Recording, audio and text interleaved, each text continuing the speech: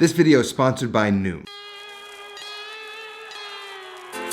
Hawaii. Probably my most favorite place in the whole wide world. Back in a previous life, I spent a lot of time in Hawaii, specifically Oahu. I'd visit once or twice a year for about a 5-year stretch. And I grew to know it really well and to kind of fall in love with it. The people, the music, the culture, the vibe. This is the kind of place I like to hang out. And when you think about the food of Hawaii, you think of things like locomoco, like plate lunches, seafood. This fish is called an opa. It's native to Hawaii. It's probably the most delicious fish you'll ever have. All great things, but it's also so much more. You've got malasadas from Leonard's, which are just basically Portuguese donuts that are filled with a custard, and they're soft and so delicious. Feeling like a good brunch, you head to Goofy's. You get a Kahlua Pig Eggs Benedict, which is maybe one of my favorite breakfasts of all time. And if you want good seafood, you head up to the North Shore and you stop at one of the shrimp shacks alongside of the road, farming and harvesting the shrimp right behind the shack, so it's the freshest you can get. And for me, when I want a really nice dinner,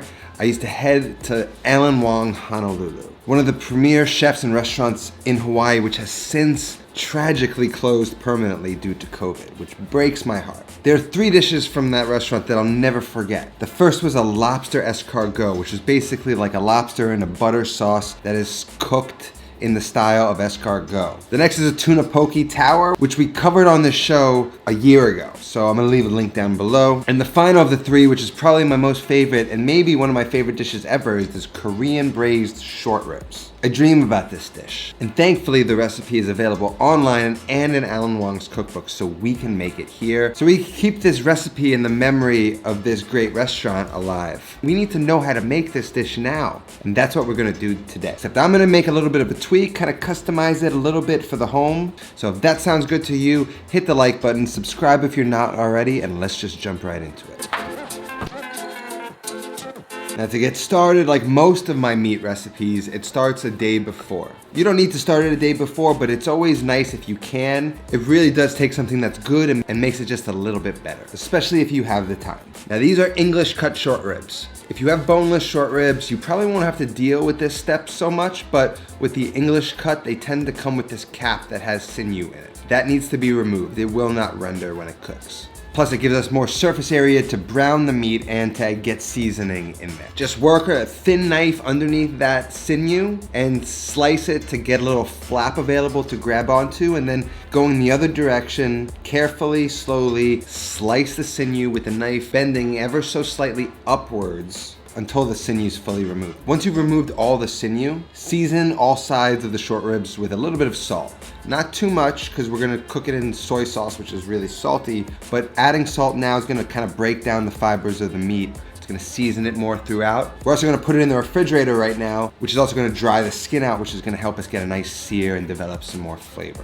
Now place these in the refrigerator uncovered. Now, as you can see, they've kind of gotten darker. They look more like intensified, more vibrant. The salt is basically pulling moisture out of the meat, mixing in with that salt, dissolving, and then getting absorbed back into the meat, which is sort of like why they call it a dry brine. It's the same idea that is going on with a wet brine, except without the moisture, which is gonna help us get a good sear. Now before we cook these, we just want to prepare the braising liquid. So it calls for 1 cup soy sauce, 3/4 of a cup of mirin, which is just like a sweet rice wine, 3/4 of a cup, 3/4 cup of granulated sugar. Now when we're done braising, we're going to strain this out. So what I can do is just kind of smash this garlic up.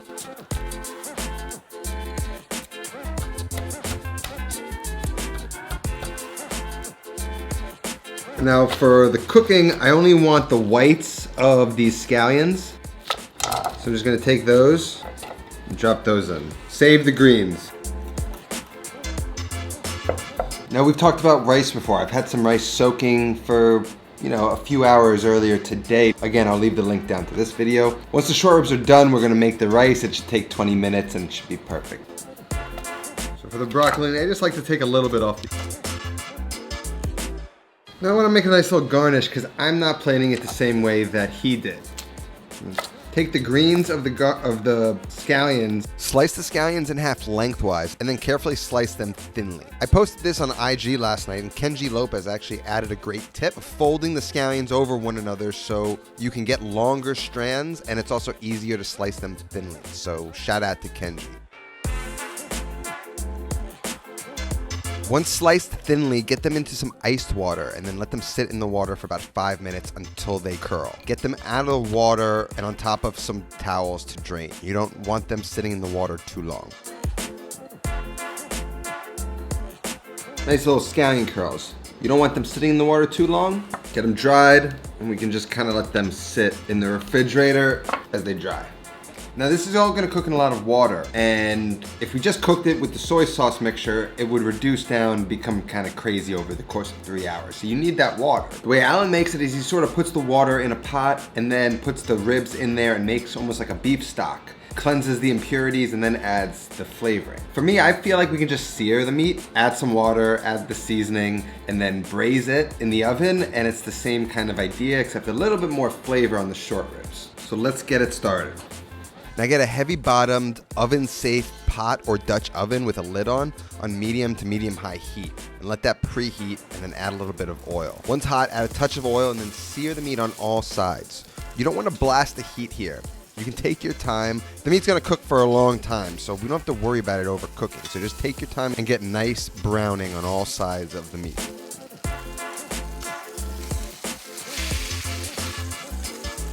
Once the meat is brown, transfer it to a plate and then drain the excess oil that's in the pan. Get the pan back on the heat and then add the braising liquid, plus about 2 cups of water so we can kind of get that extra sugar that's stuck in the measuring cup. And then we're gonna add an additional 2 cups of water. That's a total of 4 cups of water that we're adding. Add the meat back into the pot and bring to a simmer. And as it's coming up to a simmer, skim off any foam or any impurities that you see rise to the top. You don't really have to go too crazy, but do the best you can.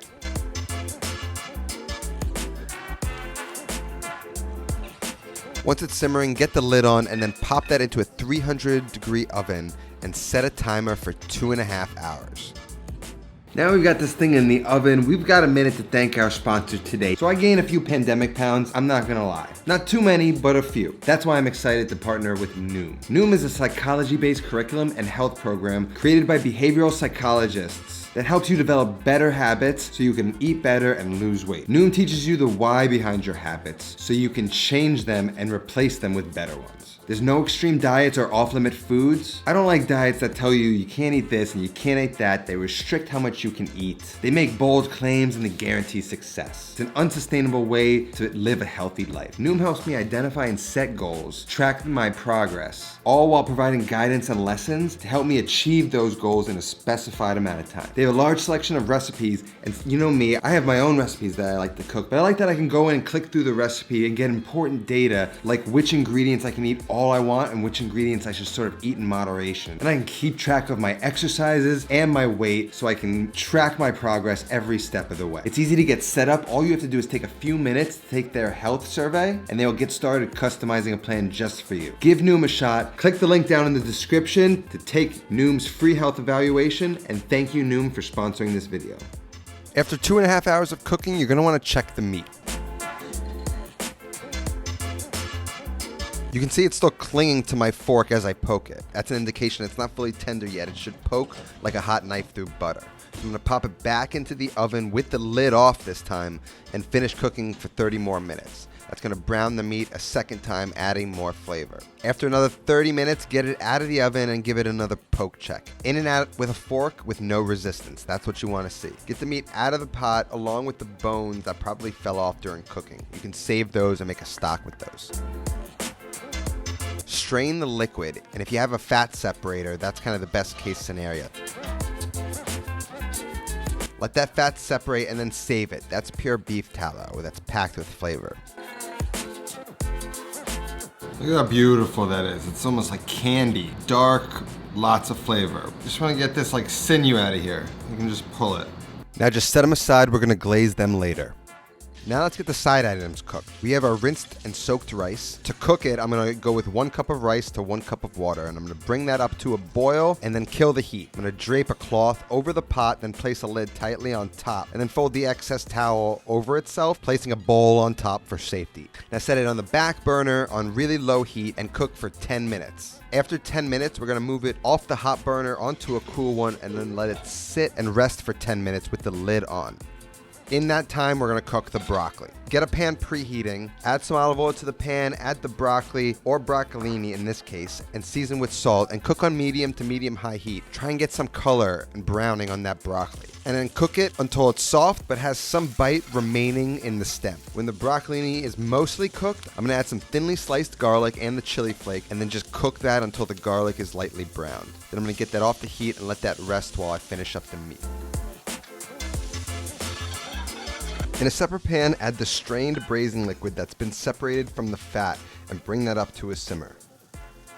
Now we gotta make a cornstarch slurry to thicken the sauce. It's 2 tablespoons of cornstarch plus 2 tablespoons of cold water, and then we're gonna just whisk that into the sauce over medium heat and then bring that up to a boil to activate the thickening. The rice should be perfectly cooked now. Let's just give it a peek.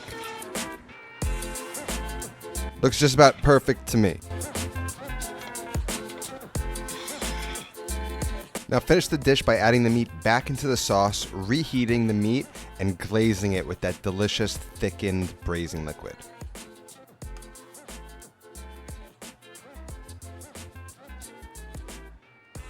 Now we're ready to serve. That's a beautiful thing. I'm just gonna use a measuring cup and I'm gonna make a little rice mold. I'm gonna push that back into the corner of the plate and then drape some of the broccolini on top of the rice.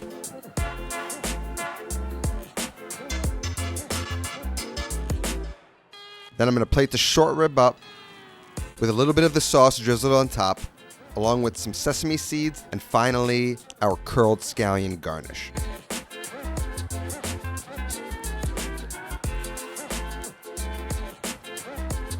Maximum flavor. The smell has been brewing in the house, the flavor that's been developed, even just like the look of it. It just looks good. Like you don't even need me to tell you that it's good. You can just see it. Broccoli's got a little bit of bite left to it, a little bit spicy, nicely seasoned, nice char, nice flavor. And then we got the perfect sushi rice. Everything goes together really well. Oh my God. I need to just sit and enjoy this. You need to go and make this.